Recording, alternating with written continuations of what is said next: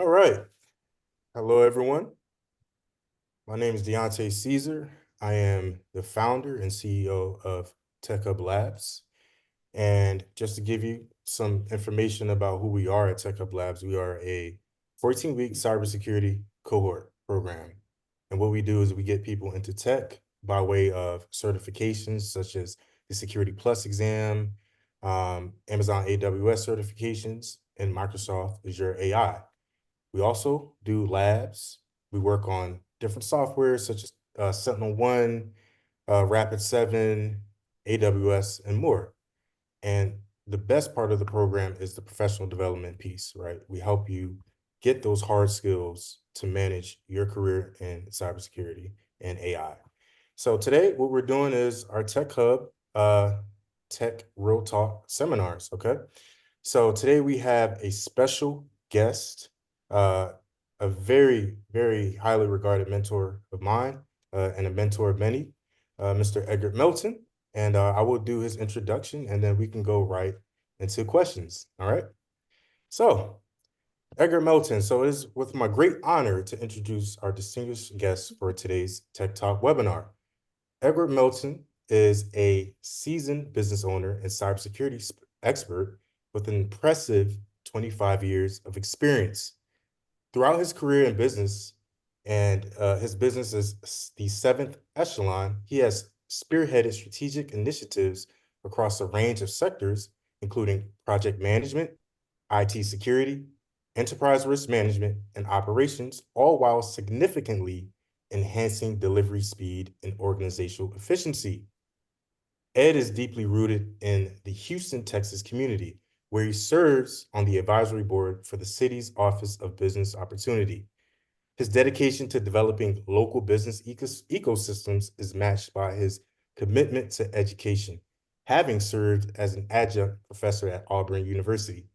In addition to his academic contributions, Ed has been a senior consultant for some of the most respected firms in the world, including KPMG, Deloitte, Accenture, and EY, where he has helped organizations navigate complex business and cybersecurity challenges. He's not only a husband and a father, but also a mentor to many, myself included. And I am privileged to introduce him today. Please join me in welcoming Ed to Tech Talk. Thank you. I appreciate that. I appreciate you. For sure, for sure. All right, sir. We are going to get into some questions. So what we like to do here is First off, let me say thank you. Absolutely. Having me. I appreciate that. I watched your journey. I'm proud of you. God's shining on you. Keep on doing what you're doing. Only thing is, like I told you, like I tell others, you owe me, but you don't owe me no money. You just got the next person that needs help. Got to give them some time.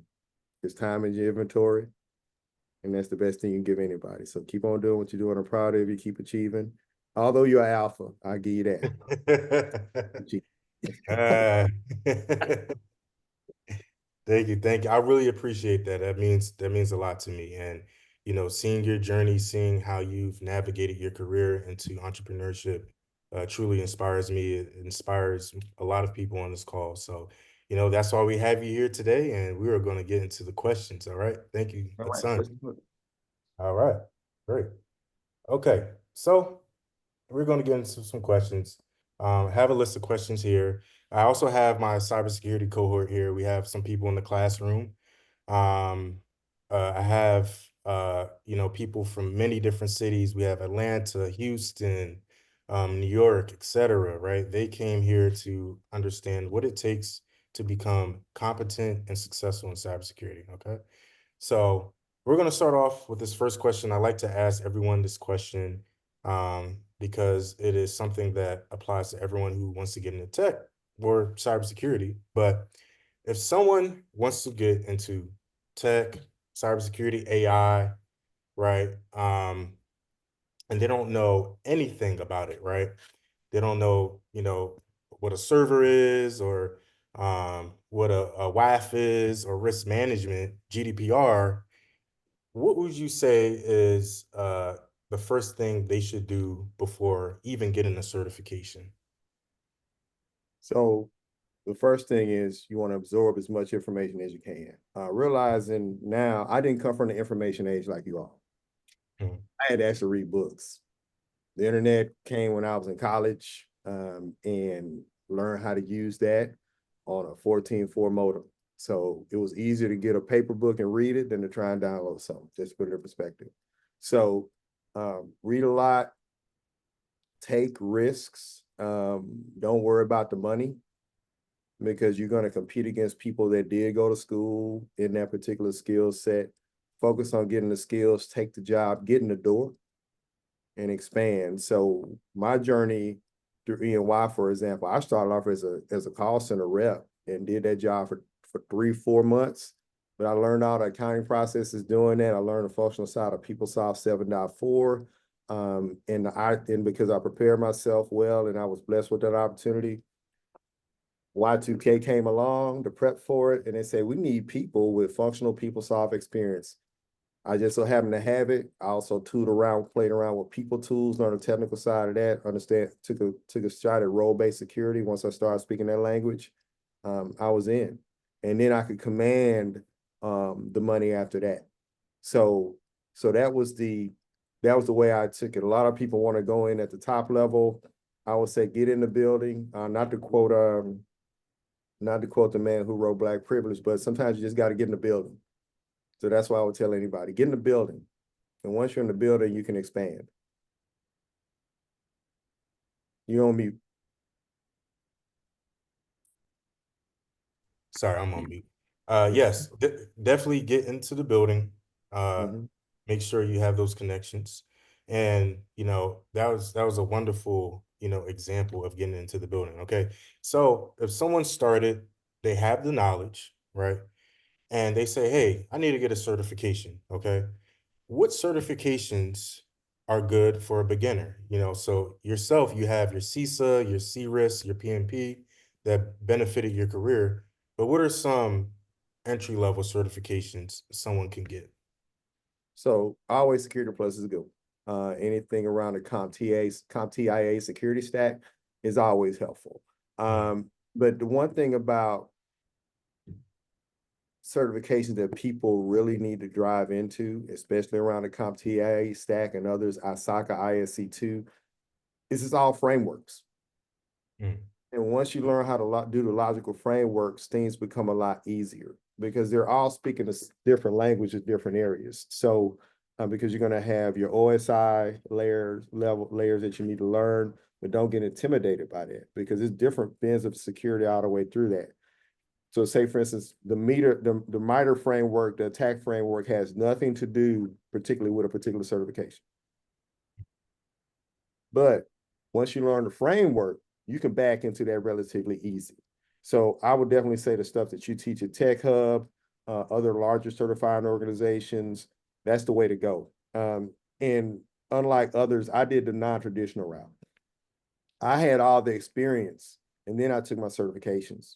So therefore, because you have to have a certain level of experience to even apply, like to get to mm, CISA, you have to have so many hours. You have to have people sign off on your credentials. I mean, literally like partners at firms to do that. Same way with the CFE, PMP, and all those things. So they're all frameworks and they're all are relative. So I would say mm, anybody interested in getting in, don't focus on the certification first. Focus on learning how to do a logical framework. And once you can mm, follow a logical framework, you can pass any of those exams. Now, I'm not saying it's easy by no mm, stretch. It's just going to take some hours, but yeah, focus on the framework. Focus on how to apply it. mm. Absolutely. But also too, it's fun. And what I mean is fun is once you get into the room with people, it's almost like an immersive language. If you ever been to a hackathon or a DEF CON or anything like that, a white hat conference, all those things, people, you start listening to people, and you start speaking their language.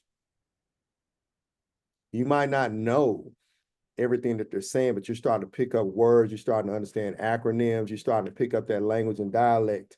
And you'll be amazed once you do pick up those books to study or listen to them, however you decide, or whatever your flavor is, it starts making sense. So you have to immerse yourself into that. So I joined ISACA. I joined PMI, and I knew nothing about those things. So, but I learned that. Mhm. That Mhm. answer, that help? Yes, sir. Yes, Yeah, but sir. it is fun. You can make it fun actually. Yeah. Yeah. And would you recommend people to volunteer in their community as well? Give back to the community, maybe teaching people computer skills or, helping companies with their, you That's know. just that's it. If Mhm. that's your thing, Mhm. so I'm big on volunteering. Mhm. But if I put it like this, have you ever met a mean usher at church?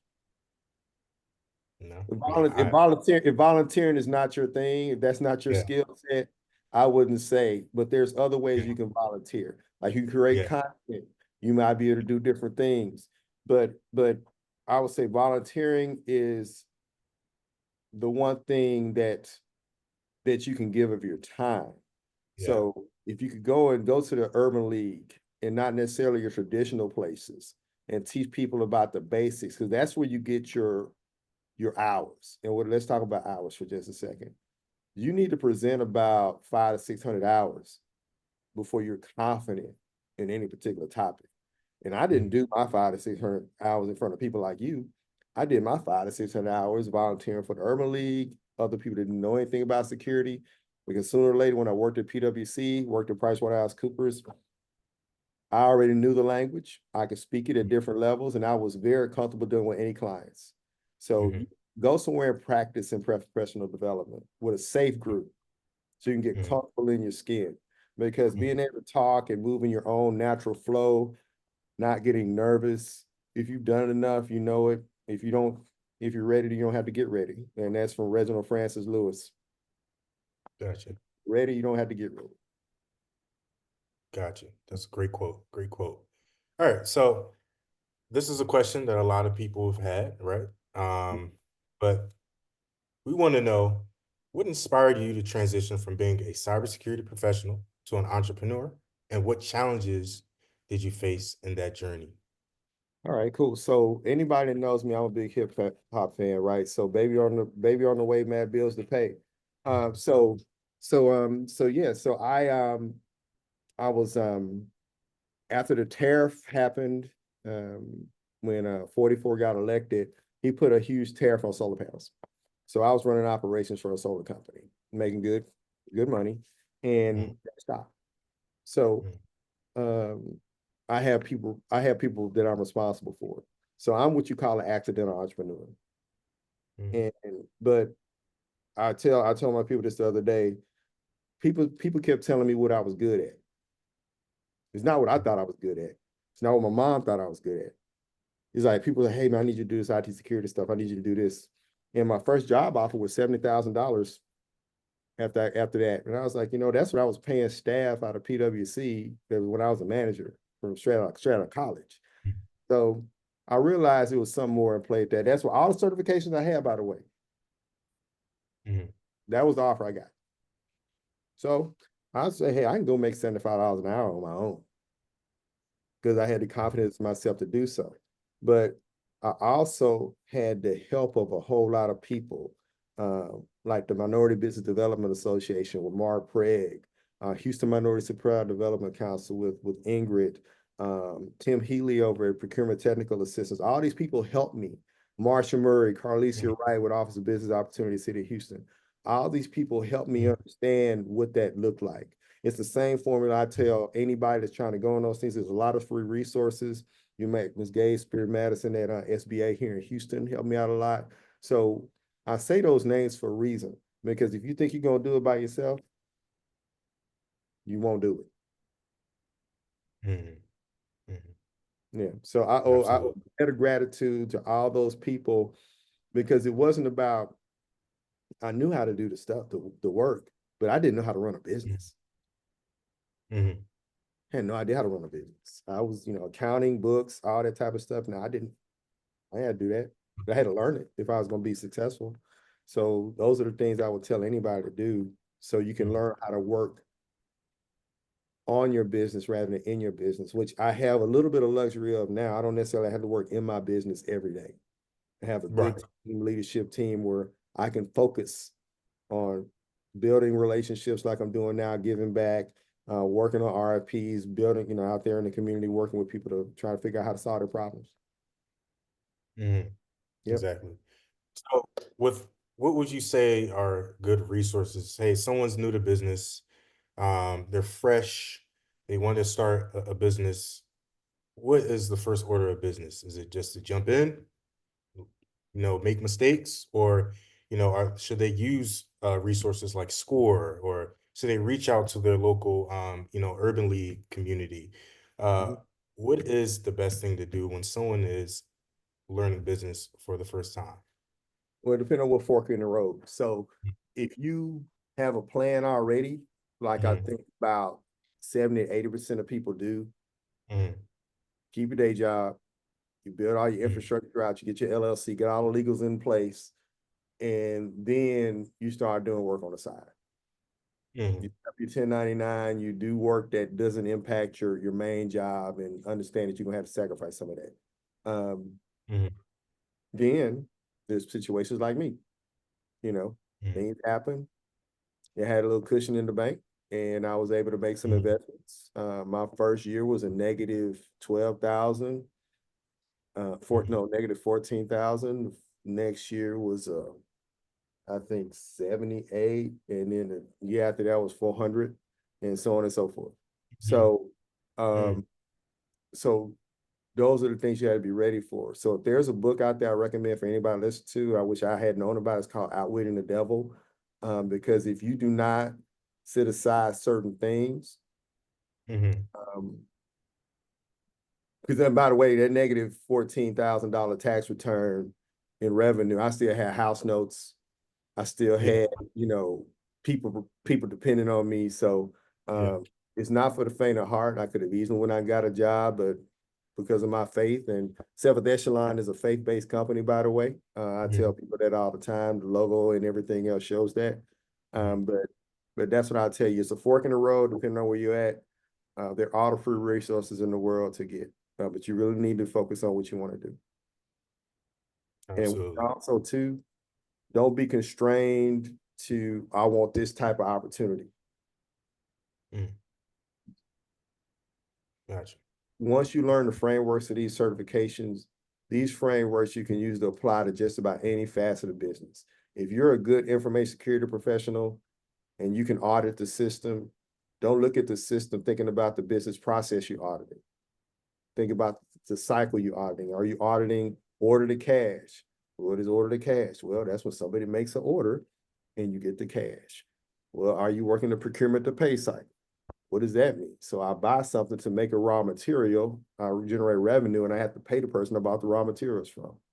Record to report. Oh, what does that mean? The financial statements, the revenue comes in, expenses go out. We have to make sure that all that washes out, and then we have to make sure that it's all secure. So don't think of a security as, oh, I need to know role-based access. No, what's your why? Why are you Mm-hmm. doing this? Mm-hmm. Mm-hmm. Gotcha. Gotcha. Very important points, right? Um, Definitely taking notes. Very good. Very good. All right. So Hold on, we're um, Mhm. Outwitting the Devil by Napoleon Hill. So if you heard about Think and Grow Rich, it's the Mhm. same author. This is the post. I might be butchering this word. Posthumous book. I mean, he's been dead a long time, but this book has been released as of late. Mhm. Yeah, Outwitting the devil. Outwitting the Devil. Outwitting the devil. Gotcha. Gotcha. All right. Okay. So we talked about, some possible challenges, as you go through as an entrepreneur.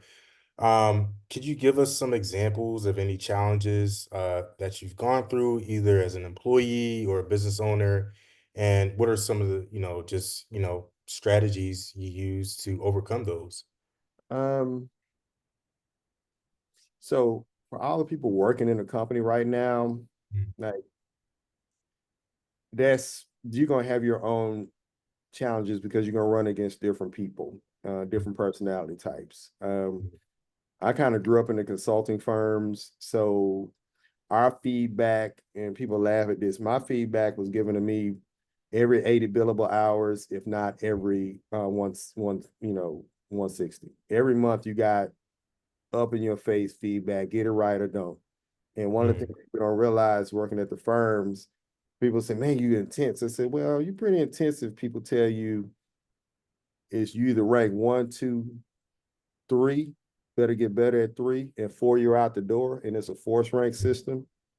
Thank mm, God I've never been a number four, and I was always in the good buckets. But that is how life mm, is at the PWCs and the EYs. And I was lucky enough to even get promoted in those organizations. So that's a challenge in itself. Um, but but if you ever worked in anything like that, you'll understand that. But on the entrepreneur side, everybody come with you, can't go with you. There's a level of emotional maturity that some people have, some people don't. And that's not a knock on anybody. That's more of a hey, different experiences with different people, because you can learn something from everybody. Um, because, and I say that with all sincerity because I've been on the flip side of that. I've been the person that is said at Ernst and Young about a person that this person has the capabilities to be just as good or better than me. And when mm, that person got fired, and I told my dad about it, he was like, "Boy, don't you ever say that about somebody you don't know that well, or don't you ever do that." So you got to really watch that. Um, Money is always a challenge because once you're responsible for paying people's mortgages, paying for vacations, you seeing people celebrating life, and you like, oh wow, like that's heavy. So grace and mercy to yourself. You need to not stress out about everything. Try to take it light. That's hard to say because if you ever want to scale, you don't want to be a 1099 forever. You eventually want to have W-2 employees. We don't do subcontractors at Seventh Echelon. We hire people. We pay them a check and we do W-2s. That comes with a whole different level of responsibility. We've never missed a payroll, never been late on a check. Now, I don't miss the payroll at home. mm. That's what some people don't Yeah, realize. People yeah, say, "Oh, the boss." Well, sometimes the boss check is the last person to get the check. yeah. Right. That's the name of the game. You're the last person to get your money. Everybody else got to get paid first.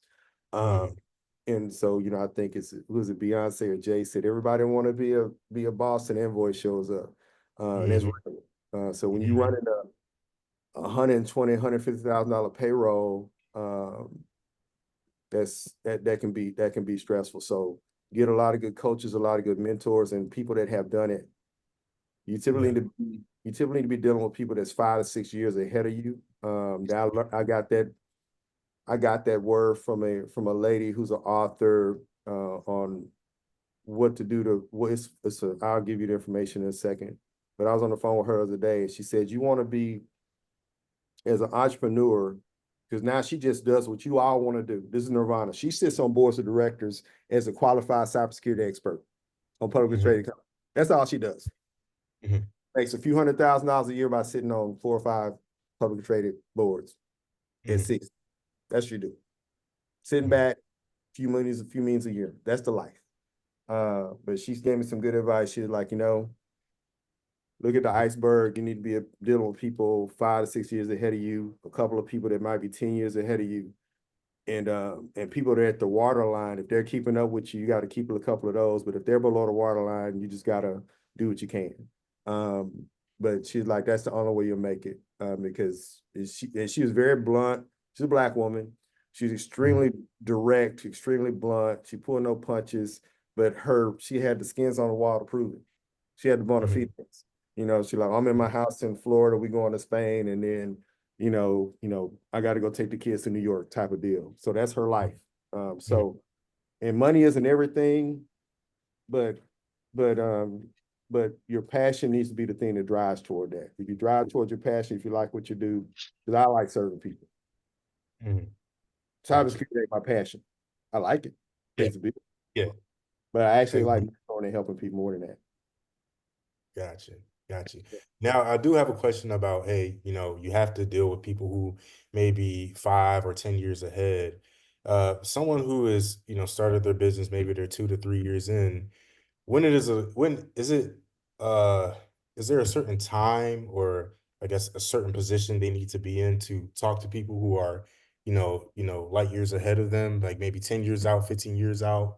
Um, do you need to be at a certain place in business, or can you say, hey, I just started my business and I'm gonna reach out to someone that has owned a seven-figure business for 17 years and make them an acquaintance?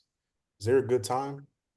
No, it's all about the opportunity, right? So let's take you for example. Like, Hmm.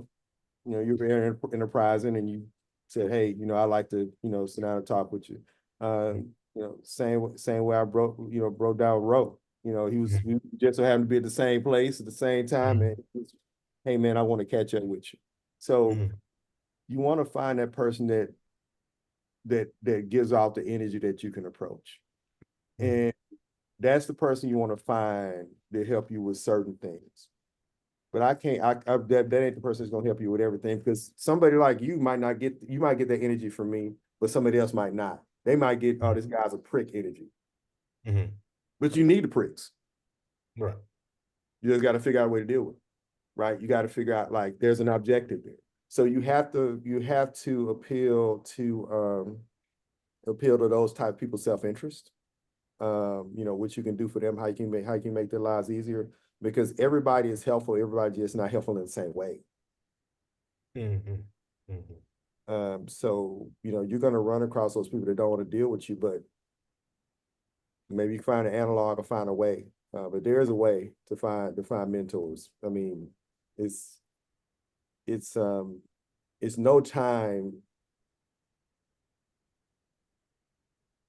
It's just like for the fellas and whatever your stripe is, when you approach somebody you like, there's an attraction there. Hmm. Uh, and it's the same way. You have to find that symbiotic attraction with someone and hey, I like what they're saying, I like the way they give it to me, and I like that person is able to help me along the way. um, that's what you have to look for, but at the same time you don't want to be in an abusive mentorship either. It's all about the person. um, Hmm. because that can be corrosive and you don't need that energy in your space. Did I answer your question? Yeah, absolutely. That is good. It's really, you have to mind who you invite to your circle, vice versa, making sure that hey, you guys have a common goal. How can we help each other? And then you go from there. So that did answer my question. So as an entrepreneur, what personal growth strategies or mindset shifts helped you stay resilient throughout your journey? From novice to expert to entrepreneur, what has helped you stay sane even, you know? First is my faith and my belief. Mm.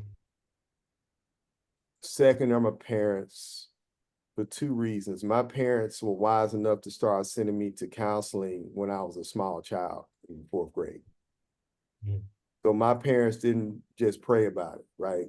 They like, well, there's professionals out there that Mm. can help. Mm. So in the Black community, there can be a stigma around mental health. Mm. And we medicate we medicate in so many different ways that can be detrimental. And other Mm. cultures probably had their own way of coping. I've been Black a long time. That's all I know. Mm.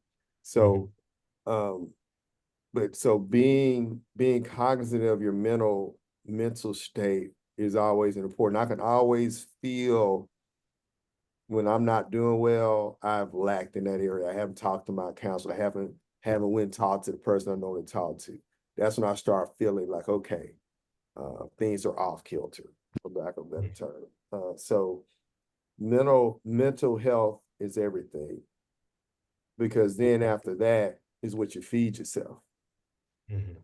And what I mean, feed yourself, and this is from the late Keith, I think Keith Farrell. I don't know if you ever heard the guys. It's super fantastic. That was the thing Mm. he said. Um, you got to guard. You have to guard your ear gate, and your eye gate, and your mouth gate. Mm. Um, Mm. you have to watch what you say to yourself. Mm. Can't speak negatively to yourself. Mm. Uh, we have to watch what you listen to. Old cliches, old advice that don't make sense. And entrepreneurs are by default dreamers. Mm. Some people just not dreamers. They're just not going to understand you. because you understand what you want. You understand there's a boldness it takes to get there. Now, you might not know how to get there. Mhm. You might have an idea, but you know what you know what's in you. Um, so that part, but also physical feeding as well. Um, as you focus, what you eat and intake is the fuel that you need to push. So, Yeah. the mind, body, spirit. First, what you eat, how you work it off, how you get out of it and get it out. That's all important. Um, Mhm. and then time management. You should have a stop to your day. There's a beginning and a stop. Um, unfortunately, that doesn't always follow suit. I don't always follow that myself, but these type of things like a timer that I keep, I task with time box my tasks to make sure that I have time to do them, and so I can eventually get home and get to my family and my baby girl and do what I need to do to serve them, because at the end of the day, I'm a servant to them. Um, so those are the things I say you need to be careful of, because it's not easy, and you need supportive people. Mhm. Did I answer? Does that help? Yes, sir. Yes, sir. That's very, very huge advice, and we're all not perfect. We all may, sometimes, we may not eat our vegetables as much as we can or take our vitamins, but, getting that sleep, getting those good vegetables in, exercising, working out, it's all very good for the mind, body, and spirit. And that does ultimately keep you pushing as an entrepreneur, right? But, I say sometimes don't be so hard if you may veg out some days, but allow yourself to get some grace. Mhm, You do have to give yourself grace, and also too, you have to mhm, give other people grace too, um, mhm, because eventually those entrepreneurs, you will be responsible for judgment, and mhm, if you're not a good judge, um, mercy won't be given to you. mhm, So you have to be mindful of that as your patient runs thin, as you get tired. And I would suggest you find a good person that can be good sounding boards, people that can listen to you and understand that you're human, you're perfect. Because everybody's gonna have a human experience. mhm, Uh, in our company, we've had parents die, we've had children born, we've had sickness, we've had health, we've had successes, and we've had failures, but we all did it together. Um, so yeah, you got to reflect on that. So as you decide to want to go be a boss, you're not a boss. You're a servant to people. mhm. Because without them, you're nothing. Because you can't do everything by yourself. Absolutely. Yeah. Absolutely. Thank you for that.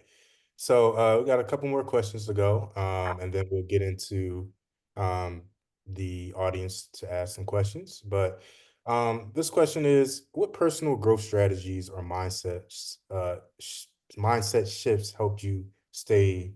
Sorry, I asked you that question. I'm sorry. Um, looking back, oh, I love this question. Looking back, what's one piece of advice you wish you had received early in your career? You mean the piece of advice I would have listened to? Yeah. I think that's more so appropriate. So I think it's time. Like, how much time we got left? We got about 20 minutes. Yeah. All right, cool. So I'm gonna take 5 to kind of tell y'all. So all that resume and all that stuff that Deontay said up front really don't matter. I am a high school dropout with a GED. If you all didn't know that, that is what I am.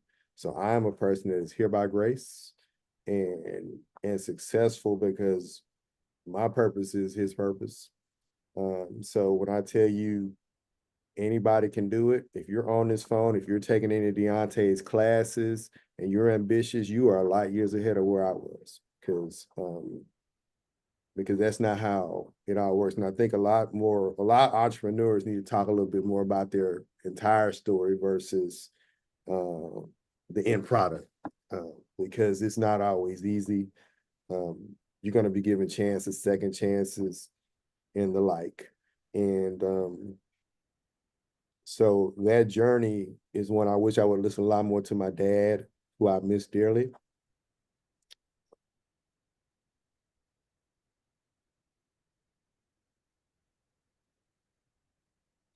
Um, so um, so yeah, listen, Absolutely. Absolutely. And our last question, what are some emerging trends or technologies cybersecurity professionals should be looking at right now, to stay ahead of the game or, be. basic basics. Understanding what the business does, because people are over relying on artificial intelligence right now. And what I mean by over relying is that your AI products will not be able to tell who's a nefarious actor without a pattern.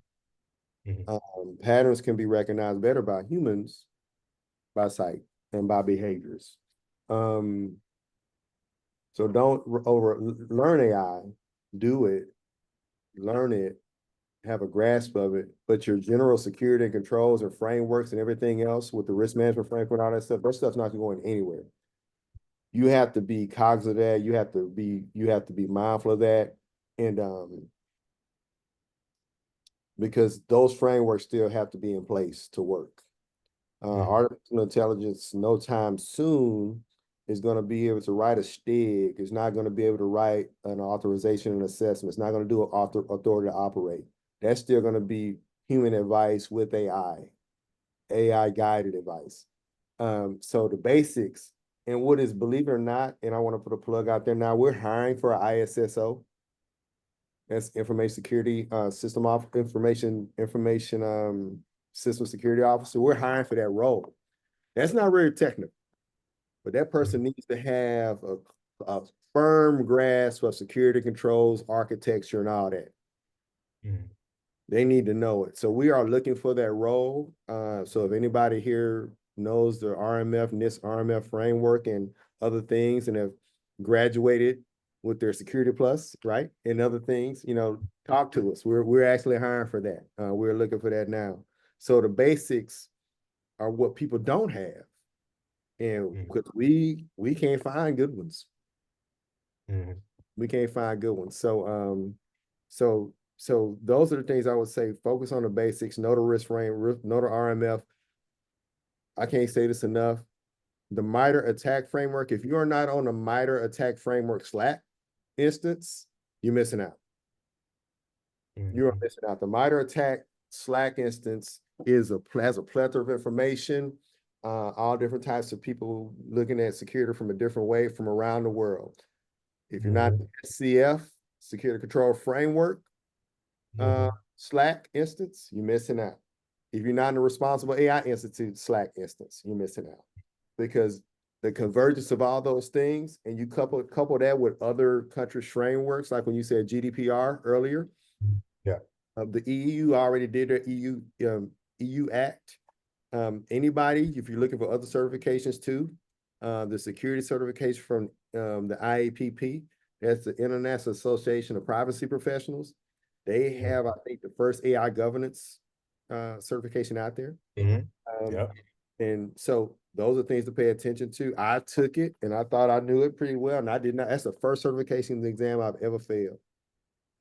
I passed CISA first rip, CRIS first rip, PNP surf, everything. I've never failed one, but that one was tough. Mhm, That one was tough. So, mhm. but I'm gonna take it. I'm gonna get it done, just so you know. Oh yeah. Get it done. Oh yeah. But yeah. So the basics. People talk really well, but if you cannot write articulately, if you cannot write a coherent sentence that is not that can't pass Chat GPT zero, because as a college professor, I ran all my students' papers through Chat GPT zero. Mhm, So if you can't write a control statement well, or you can't articulate the position of a system or a system posture, and you can't present that information in front of a customer, AI can't help you with that. mhm, Right. So the basics, hard skills, but being able to translate that into a palatable bit of information people can understand. Thank you, sir. Thank you. Very good. And I'll look that MITRE ATT&CK Slack instance, it's on the website. Or is it invite only?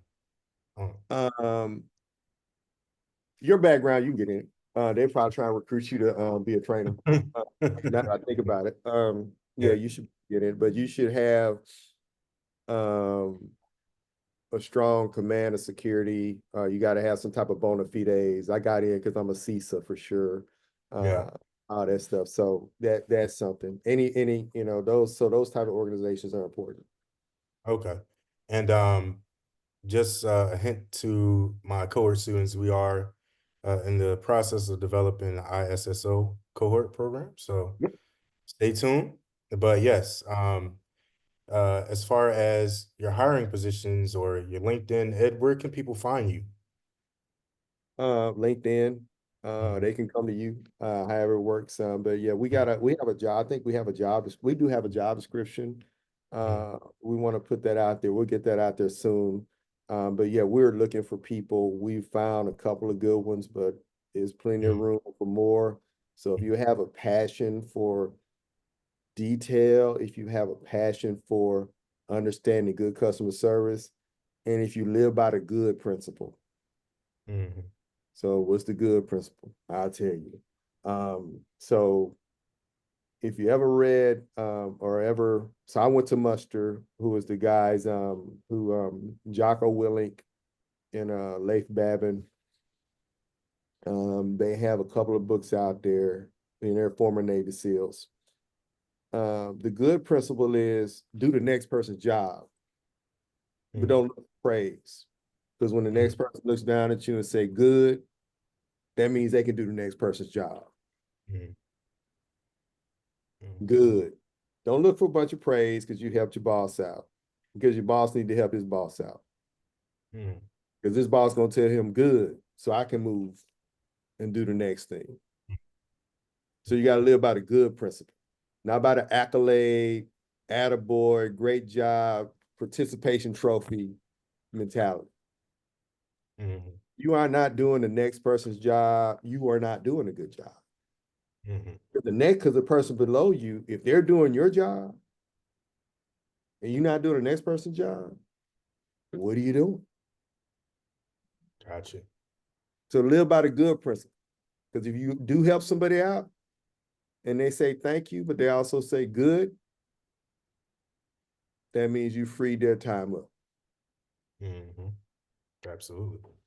And by Absolutely. default, you've added more value because you're doing a higher paid rate job. And that frees them up to do a higher paid rate job. And somebody behind you should be saying good to somebody else. Absolutely. Yep. Do you have any announcements or projects coming up with Seventh Echelon? Um, I can't tell you specifics, but we renewed all of our contracts for the year. We got a couple of opportunities coming down the pipeline, so for us, but we are fingers crossed. Hopefully, to land on the Oasis contract vehicle. That's a very long process for the federal government. So Lord willing, we'll get that. We're in the throes now of inking an agreement with a major defense contractor that's been in the business a very long time. Yeah, so if we get that team in agreement with them to get on their contract vehicle, that'll be great. So we got a couple of good things coming on our pipeline. We do. We Congratulations on that. yeah. Yeah. All right. So we got about 10 minutes. We're gonna go to questions from the audience. So just unmute your microphone and just go ahead and we'll just do round robin fashion. All right. So whoever has a question, just go ahead first and then we'll take it from there. I have a question. Hello. How do you pronounce your name? Trail. Trail. That's a Trail. beautiful name. Thank you. Hi, Ed. Thanks for all your knowledge. I've learned a lot, been taking some notes. I live in Atlanta, just background. Um, and I'm in Tech Hub Labs. So Okay. my question is, as you were growing in your career, how did you go about choosing your mentors? because I feel like you choose your mentors as much as they choose you. And how did you sustain and strengthen those relationships over time? Hmm. So my mentors, the ones that are really good, um, they took the time to understand how I took in information. See, a good mentor will meet you where you are versus trying to pull you to where they're at, because they know that they didn't get there that fast. So that's a good indicator. If your mentor is impatient and short, they just that's just their personality type. And a lot of that comes from cultural upbringing. For example, and I'm saying this a long way because one of my best mentors, we just did not get along because there's a cultural difference. He was Pakistani. We had a different point of view on just how to operate and dealing and just talking to people. You Interesting. know, I come from a place where you can't talk to me like that. I mean, that's like, hold it. But yeah, so it's just a different background where you're from. But he was one of the best. He actually taught me how to eat. He actually taught me how to use chopsticks, as well as teach me how to build access databases and audit them, because that used to be something people use. But he taught me how to do it by hand, not by some program assistant. So I know how to do it the hard way. That's cool. So, And how but did you sustain those relationships over time? they won't be the same forever. Sometimes mentors, you outgrow them. Sometimes, you need, and the thing is, you need to make room for that person to help somebody else sometimes too. Like Nazif and I still talk. We're competitors actually now. Um, and he was one of the first people greeted me when I came to Houston. We're still cool today. It's not a mentor mentee relationship now. It's more like a, okay, I see you type of deal. We cool, we can have sushi, but I'm gonna outprice you on your proposal. He's here now. He's here now. Okay. Yeah. Thank you. But actually told me, he said, man, he said, he said, you got past me. And that's what a good mentor will let you know. Like, I expect everybody I mentor, like Lou, David, one of my mentees just bought his first company that makes crackers in upstate New York, and he's going to do a real estate arbitrage, sell that property, keep the real estate. He does private label crackers for Target, Walmart, and he's been trying to do it for years. But I'm like, he said, man, I'm trying to be like you. I said, no, man, you own a company, like a major, like you create a product. I'm a service provider, right? So you got to create boxes and packaging and all that type of stuff. Yeah, and you got a real estate play you're gonna do that's gonna pay off all the debt of the company. Yeah, I think you got it done. So that's the goal of, just like any parent, you always want your kids to do much better than you. As a mentor, I mean, you don't want somebody to just land where you landed. Like, whatever, you want them to not make all the mistakes that you made. All these lessons I have over here, I paid for. You can have them for free. I don't pay for them and bought them. You can Right. have them. Yeah. So that's how I look at mentorship. Like, you should, the pupil should overcome the master. Absolutely. It works like that in martial arts. Yeah. Mhm. Thank Yeah, you.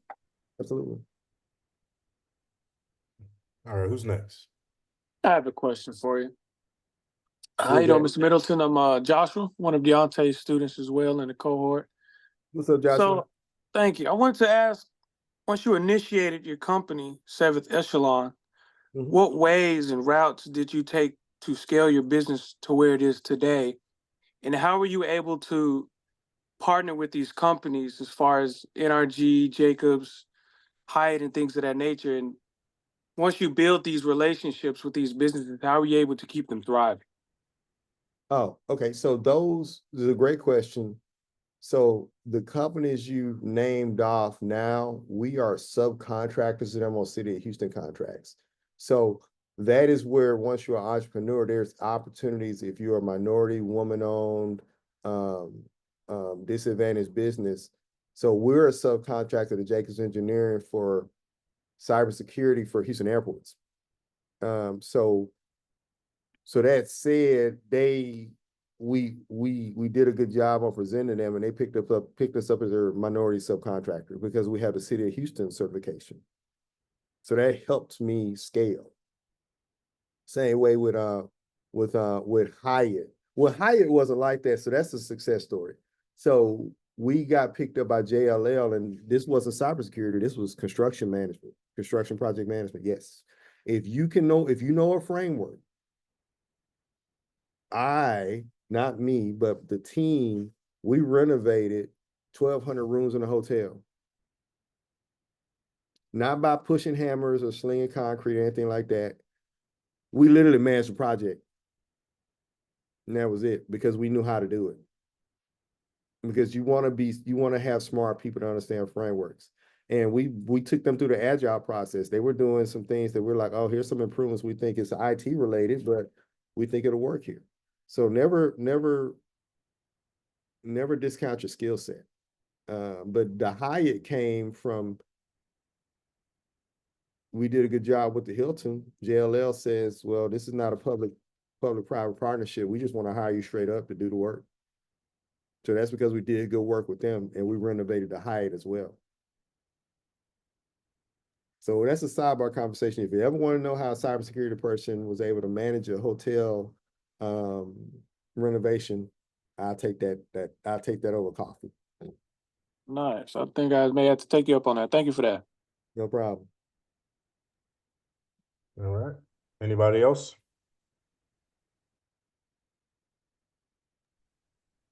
I know y'all got some questions now. No, I know I wasn't not crisp.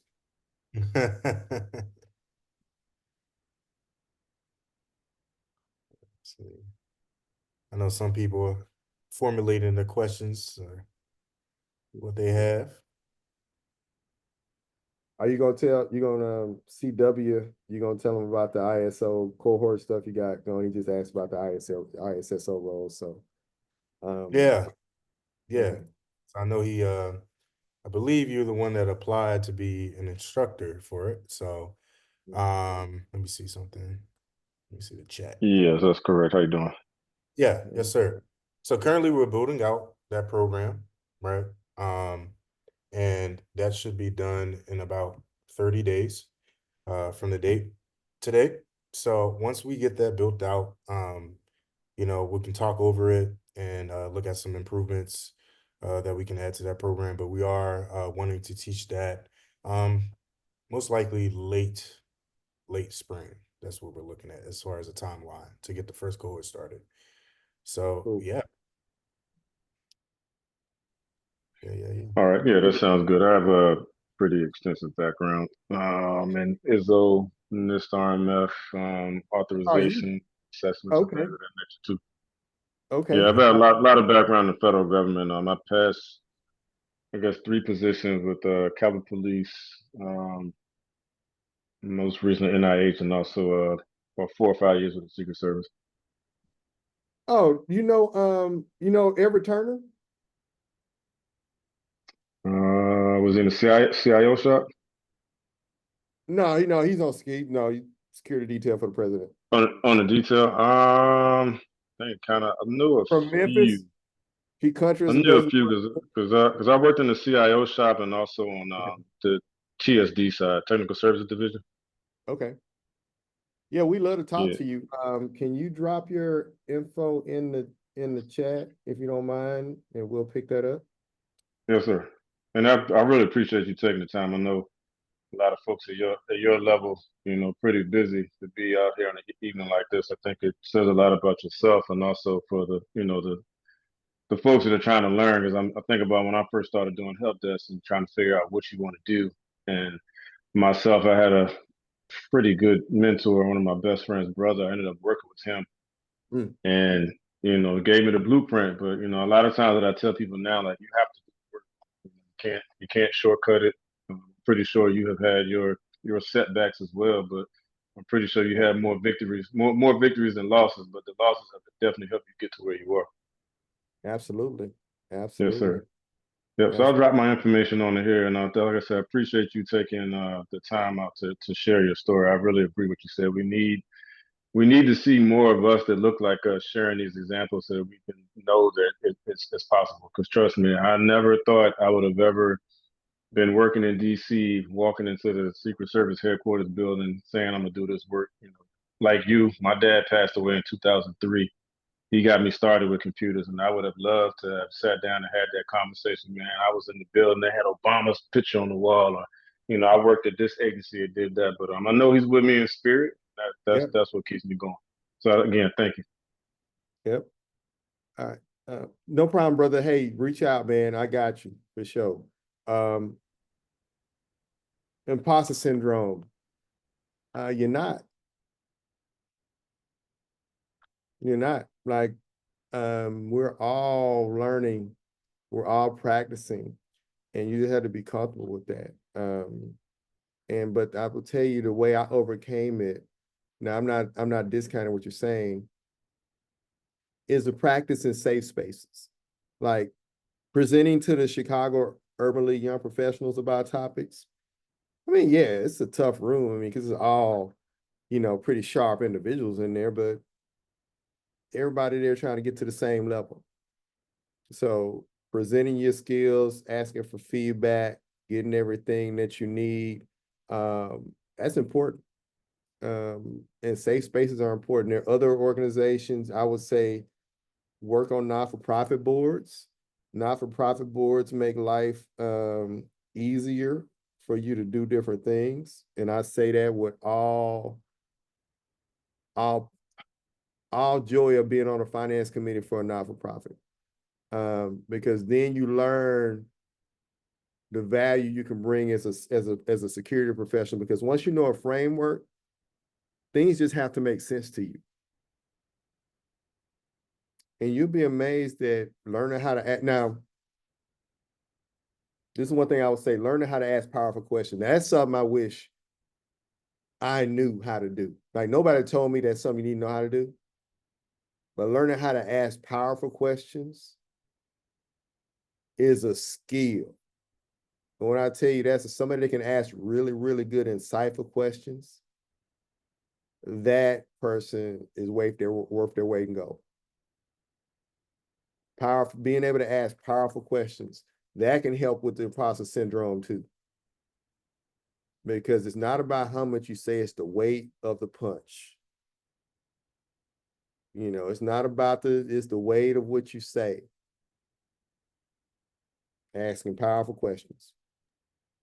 Way to put the pressure on, Ed, but thank you. Hey man, look here. I ain't saying it's no pressure. I'm just saying you're not being an imposter. I'm just saying find other places. It can be a church.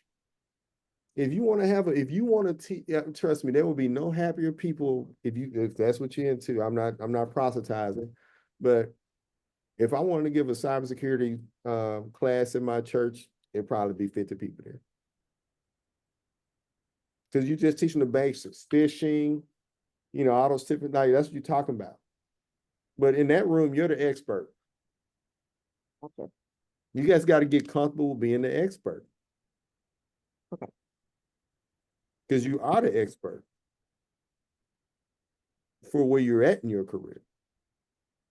Mm-hmm. This comparison is the thief of joy, because the only reason you have an imposter syndrome is because you're internally comparing yourself to somebody else. That's the only reason the imposter syndrome exists. So I'm gonna have you repeat something I've had my people say. I'm gonna have you repeat it with me, okay? Can you do that Okay. for me? Okay. I am I am enough enough as I am as I am right now. right now. You hold on to that. Okay. Right Thank now, you. this moment, you are enough. Because the only person you competing with is the person that was yesterday. Okay. The person you were yesterday. That's the only person you're competing with. All right. That's all Thank you can. you. You can only compete against yourself. Are you better than you were yesterday? And if you weren't, it's a tie. Thank Absolutely. All Hey, right.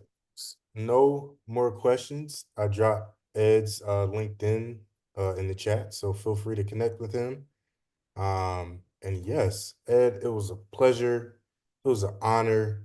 We thank you for all of the knowledge that you've given us this evening.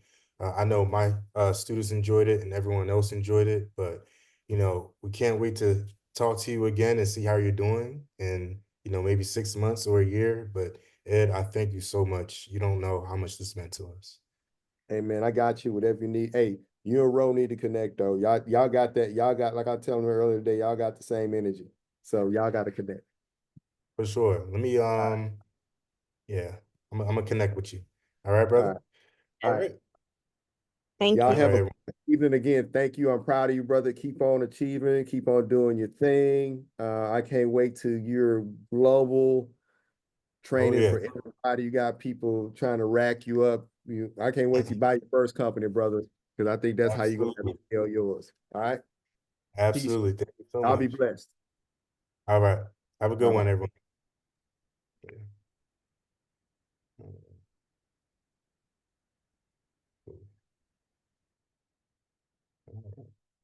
See y'all in class. Go to the regular Zoom link.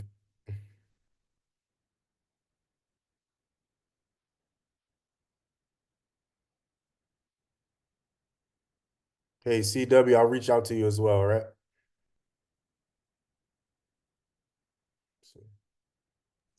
Okay, sorry about that. I was on mute. No, you good.